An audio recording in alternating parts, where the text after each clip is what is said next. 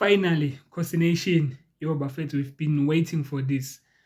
Guys, let's say nje welcome bafethu to Asanele Velebai. Yo, it's been a long way coming bafethu. Le player lokhu salifuna from last season bafethu. Ingafoni nalo iCape Town Spurs. Manje sesize salithola for free as a free agent bafethu. Yo. And the thing engenza bafethu ngibe happy about this signing. It's because bafethu uPulemodi naye usezoba ne-competition laphana yabo. uPulemodi ubenganayo i-competition yabo, since nje bengekho sibonile, since bengekho ethole i-red card kuze kwangena uWandile Duba yabo, wazodlala i-position kaLontunjana because akanayo iLontunjana umuntu original odlala i-original position lapha kuleya position yakhe yabo. So ukufika nje bafethu kwa-Arsenal Velebai kuyangijabulisa kakhulu, naye usezothola i-competition bafethu yabo, aphusheke naye bafethu enze kangcono. Yes, vele he's a quality player, we all know that ukuthi uPulemodi is a quality player, but i-competition bengenaye yabo. Sibe simluza nje limale injury noma athole, ngoba njengoba ethole i-red card besosokola kakhulu bafethu since siyodlala nase-Africa, but kuyangijabulisa ukuthi naye usenayo i-competition laphana yabo. So nje bafethu ku-Arsenal Velebai, welcome bafethu to Khosi Nation.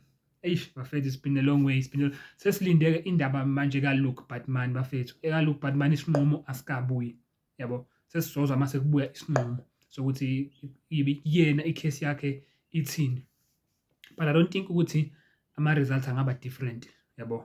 I don't think ukuthi ama-results angaba different, but okwamanje bekusabuye eka-Arsenal Velebai, usesayinile ku-Arsenal Velebai.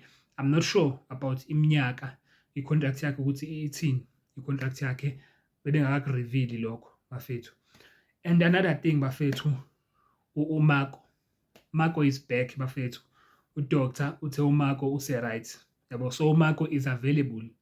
Ngathi uMarco is available for tomorrow's game yabo. uMarco use-right, kusasa nje uzobe available for umesh wakusasa yabo. And omunye umuntu bafethu ose-available u-Ethan Chislett. Siyakhumbula ukuthi u-Ethan Chislett bebenenkinga ngama-work permit abo, beno-Flavio Silva, wonke nje lama-player amasha aqhamuka ngale yabo, bebesenenkinga yama-work permit.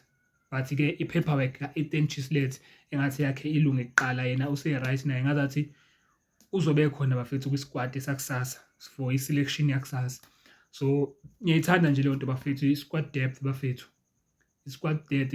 Njengamanje next month nje siyodlala bafethu, siyodlala le ngaphandle. I think igame yokuqala ise-Angola mengingaphuzisi kahle, ngathi ise-Angola yabo. So nje we need i-squad depth, we need our players back, ebuye wonke. I so pray ngathi singaqala noDodli esebuyile yabo, noDodli naye fanele abuye manje siphelele isquad sethu yabo.